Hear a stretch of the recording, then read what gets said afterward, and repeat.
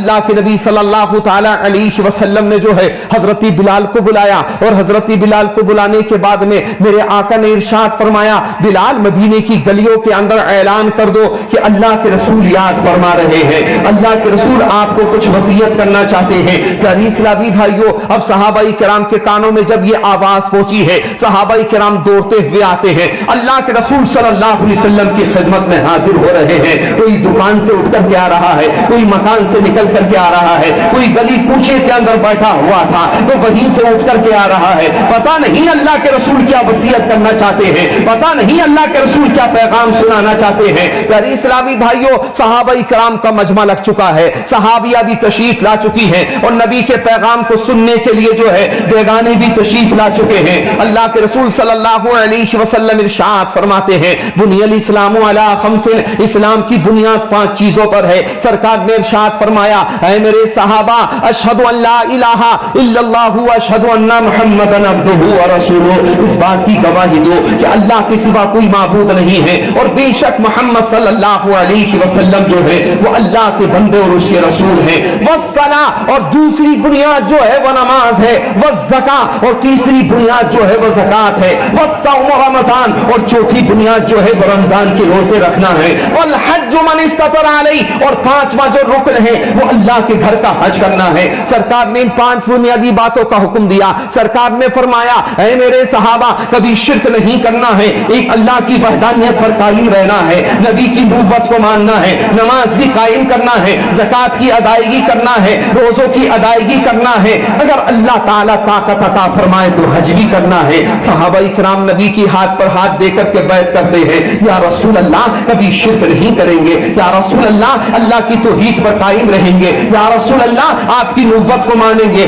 یا رسول اللہ آپ کے دین کے پیروکار بن کر کے زندگی گزاریں گے، یا رسول اللہ نمازوں کا قیام بھی کریں گے، روزوں کا قیام بھی کریں گے، زکات کی ادائیگی بھی کریں گے، اللہ توفیق عطا فرمائے گا تو حج کر کے بھی آیا کریں گے۔ سرکار نے سب سے بیعت لینا شروع کی ہے، سارے صحابہ بیعت کر چکے ہیں، لیکن سرکار اقدس صلی اللہ علیہ وسلم کے مجمع کے اندر جو ہے ایک ایسا شخص آیا ہوا ہے کہ جس نے ابھی دامن اسلام کے اندر داخلہ نہیں لیا ہے، جس نے ابھی پیارے آقا کی غلامی کا پٹا جو ہے اپنے گلے میں نہیں ڈالا ہے۔ اللہ کے رسول کی بارگاہ میں عرض کرتا ہے یا رسول اللہ میں بھی آپ کے پاک دین میں داخل ہونا چاہتا ہوں، میں بھی مذہبی اسلام میں داخل ہونا چاہتا ہوں۔ اللہ کے رسول صلی اللہ علیہ وسلم نے ارشاد فرمایا آؤ میرے ہاتھ پر بیعت کر لو اور اللہ کی وحدانیت کو مانو گے، مجھ محمد کی نبوت و رسالت کو مانو گے اور شریعت کے اصول پر عمل کرو گے۔ عرض کرتا ہے ہاں یا رسول اللہ آپ کے کہنے پر اللہ کو ایک مانوں گا، یا رسول اللہ آپ کے کہنے پر میں آپ کو اللہ کا نبی مانوں گا، یا رسول اللہ دین اسلام کو سچا دین مانوں گا،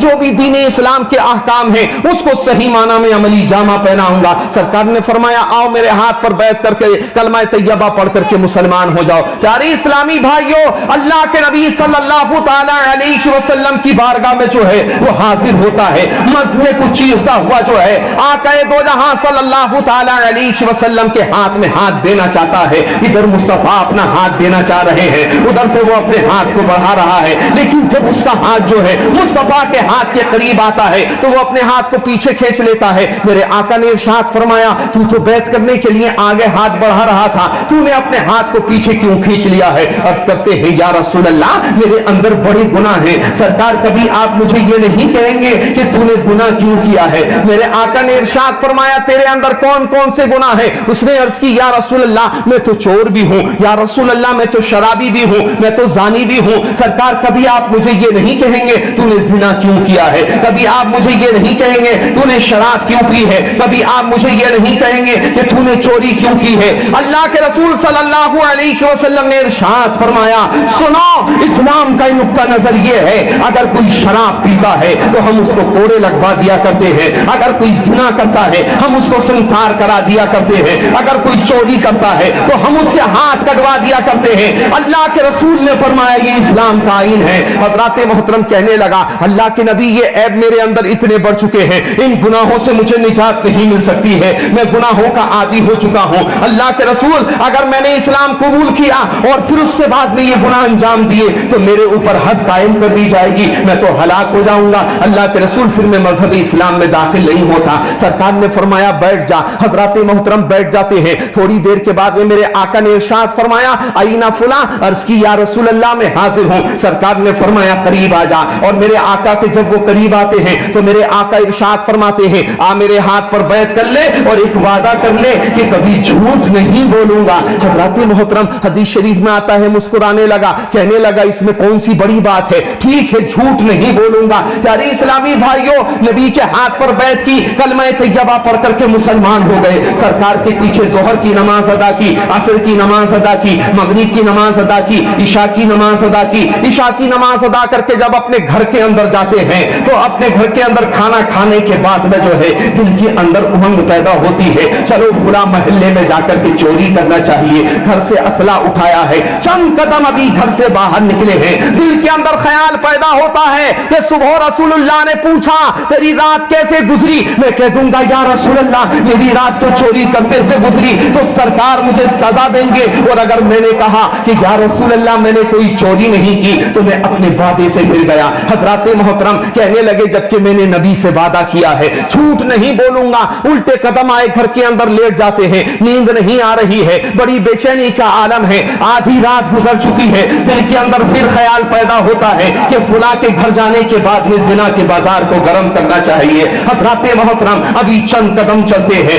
और जैसे ही चंद कदम चले हैं फिर दिल के अंदर ख्याल पैदा हो जाता है अगर सुबह रसूलुल्लाह ने पूछा तेरी रात कैसे गुजरी, मैं कह दूंगा या रसूलुल्लाह मेरी रात तो जिनाकारी करते हुए गुजरी तो सरकार संसार करा देंगे। और अगर मैंने कहा कि या रसूलुल्लाह मैंने कोई जिना नहीं किया तो अल्लाह के नबी से झूठ बोला जबकि मैंने वादा किया है कि झूठ नहीं बोलूंगा। हज़रात मोहतरम उल्टे कदम आ गए हैं, नींद नहीं आ रही है, 2/3 रात गुजर चुकी है, सोचा लाओ थोड़ी सी शराब पी लेता हूं, शराब की मदहोशी में नींद आ जाएगी। हज़रात मोहतरम शराब का जाम जो है अपने लबों के करीब लेकर के आए हैं, अभी घूंट मारना चाहते ही थे, फिर दिल के अंदर ख्याल पैदा हो जाता है अगर सुबह रसूलुल्लाह ने पूछा तेरी रात कैसे गुजरी, मैं कह दूंगा या रसूलुल्लाह मेरी रात तो शराब पीते हुए गुजरी तो सरकार सजा देंगे। और अगर मैंने कहा या रसूलुल्लाह मैंने कोई शराब नहीं पी तो मैंने अल्लाह के नबी से झूठ बोला जबकि मैंने वादा किया है झूठ नहीं बोलूंगा,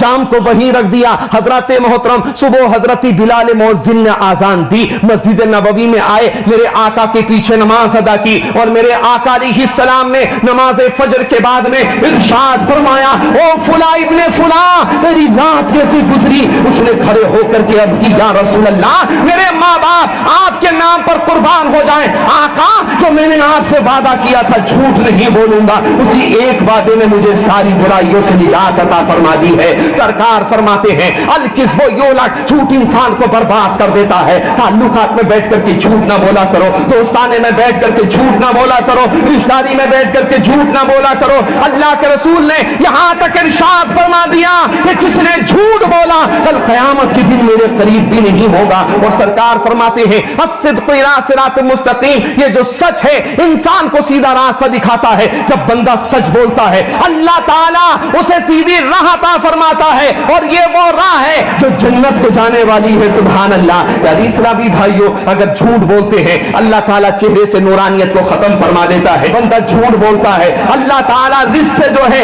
बरकतों को खत्म फरमा देता है। और अगर बंदा सच बोलता है तो अल्लाह ताला चेहरे पे नूरानियत अता फरमाता है, गुनाहों से हिफाजत अता फरमाता है, बेहियाई से हिफाजत अता फरमाता है। और याद रखिए जब बंदा सच बोलता है तो अल्लाह ताला अहकाम शरअ पर अमल की तौफीक अता फरमा देता है। और जो अहकाम शरअ का पाबंद होता है अल्लाह ताला उसकी दुनिया को भी बेहतर फरमा देता है, उसकी आखिरत को भी बेहतर फरमा देता है।